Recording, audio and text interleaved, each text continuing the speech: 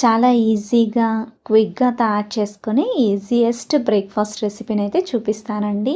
అదేంటి అంటే సేమియా ఉప్మా అండి. ఇంట్లో మనకు ఇడ్లీ పిండి, దోస పిండి లేనప్పుడు మనకొచ్చే ఆలోచన ఫస్ట్‌గా ఉప్మానే వస్తుందండి. రోజు చేసుకునే ఉప్మా కన్నా ఇలా ఒక్కసారి సేమియా ఉప్మాను తయారు చేసి పెట్టండి. పొడి పొడిగా చాలా ఈజీగా, చాలా రుచిగా తయారు చేసేసుకోవచ్చు. మరి ఇక లేట్ చేయకుండా ప్రాసెస్‌లోకి వెళ్ళిపోదామండి. అంతకన్నా ముందు మీరు మొదటిసారి నా వీడియోస్‌ని చూస్తున్నట్టయితే గనక లైక్ చేయండి, షేర్ చేయండి, సబ్స్క్రైబ్ చేయండి. ఇలాంటి మరెన్నో ఈజీ అండ్ హెల్తీ రెసిపీస్ కోసం ఎప్పుడు నా ఛానల్‌ని విజిట్ చేస్తూ ఉండండి. మరి ఇక లేట్ చేయకుండా వెళ్ళిపోదామా? ముందుగా స్టవ్ మీద ఒక బాండీని ఉంచుకొని అందులోకి 3-4 టేబుల్ స్పూన్ల దాకా ఆయిల్‌ని వేసుకోండి. మీరు ఇంకా ఆయిల్ ప్లేస్‌లో నెయ్యిని వేసుకొని తయారు చేసుకోండి. ఉప్మా మరింత టేస్టీగా ఉంటుంది. 2 టేబుల్ స్పూన్ల దాకా పల్లీల్ని వేసుకోండి. అలాగే అర టీ స్పూన్ దాకా మినపప్పు, అర టీ స్పూన్ దాకా శనగపప్పును వేసుకొని వేయించుకోండి. మంటను మీడియం ఫ్లేమ్‌లో పెట్టుకొని వేయించుకోండి. ఇవి కాస్త వేగిన తర్వాత 5-6 దాకా జీడిపప్పు ముక్కల్ని కూడా వేసుకొని వేయించుకోండి.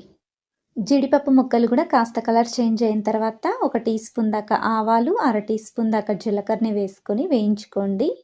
ఇవి కాస్త చిటపటలాడిన తర్వాత ఇప్పుడు ఇందులోకి చిన్నగా కట్ చేసి పెట్టుకున్న పచ్చిమిర్చి ముక్కల్ని కూడా వేసుకోండి. అలాగే కొద్దిగా కరివేపాకును కూడా వేసుకొని ఫ్రై చేసుకోండి.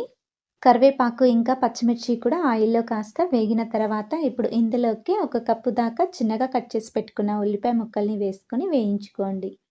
ఈ ఉల్లిపాయ ముక్కలు త్వరగా మగ్గడం కోసము కాస్తంత ఉప్పును వేసుకొని కలుపుతూ ఉల్లిపాయ ముక్కల్ని వేయించుకోండి. ఉల్లిపాయ ముక్కలు కాస్త మగ్గిన తర్వాత ఇప్పుడు ఇందులోకి ఒక కప్పు దాకా చిన్నగా కట్ చేసి పెట్టుకున్న క్యారెట్ ముక్కల్ని వేసుకోండి. అలాగే అరకప్పు దాకా చిన్నగా కట్ చేసి పెట్టుకున్న బంగాళదుంప ముక్కల్ని కూడా వేసుకోండి. మీరు కావాలనుకుంటే ఇందులోకి చిన్నగా కట్ చేసి పెట్టుకున్న బీన్స్ ముక్కల్ని అలాగే పచ్చి బఠానీల్ని కూడా వేసుకొని కలుపుతూ ఫ్రై చేసుకోవచ్చండి. ఇలా వేసుకున్న వెజిటేబుల్స్‌ని ఆయిల్‌లో మగ్గనివ్వాలండి. మంటను మీడియం ఫ్లేమ్‌లో పెట్టుకొని మధ్య మధ్యలో కలుపుకుంటూ ఈ వెజిటేబుల్స్‌ని మెత్తబడేంత వరకు కూడా వేయించుకోవాలి.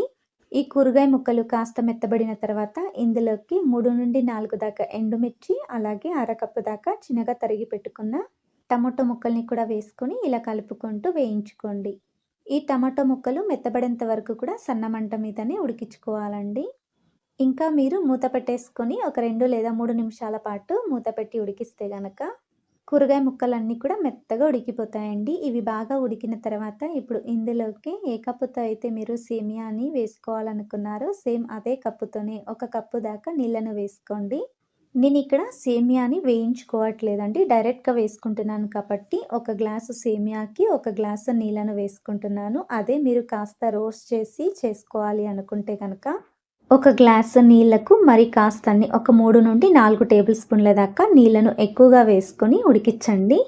ఇలా నీళ్లను వేసుకున్న తర్వాత రుచికి సరిపడంత ఉప్పును వేసుకొని మంటను హై ఫ్లేమ్‌లో ఉంచుకొని నీళ్లు మరలేంత వరకు కూడా మరలించుకోవాలి. ఇలా నీళ్లు మరలుతూ ఉన్నప్పుడు ఇందులోకి అరకప్పు దాకా పచ్చి కొబ్బరి తురుమును వేసుకొని ఒకసారి బాగా కలిపేసేయండి. పచ్చి కొబ్బరి తురుమును వేసుకున్న తర్వాత పచ్చివాసన పోయేంత వరకు ఒక నిమిషం పాటు ఇలా ఉడికించండి.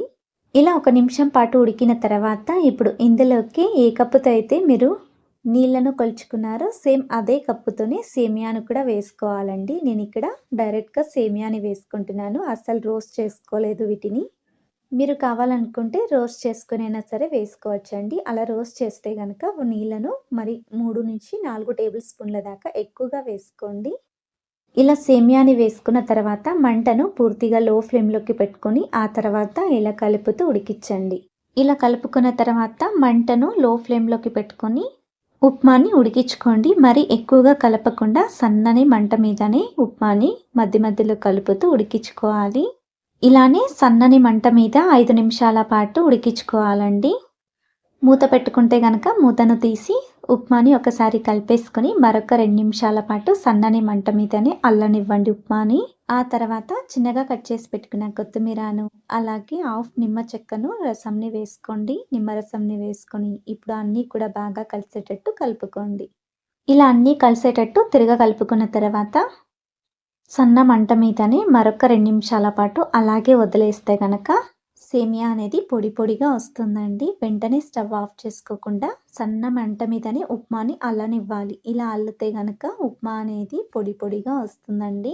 సన్న మంట మీద ఉంచినా సరే అడుగున అంటుకుంటుంటుంది కాబట్టి మధ్య మధ్యలో కలుపుకుంటూ ఉడికించుకుంటే సేమియా ఉప్మా అనేది రెడీ అయిపోతుందండి.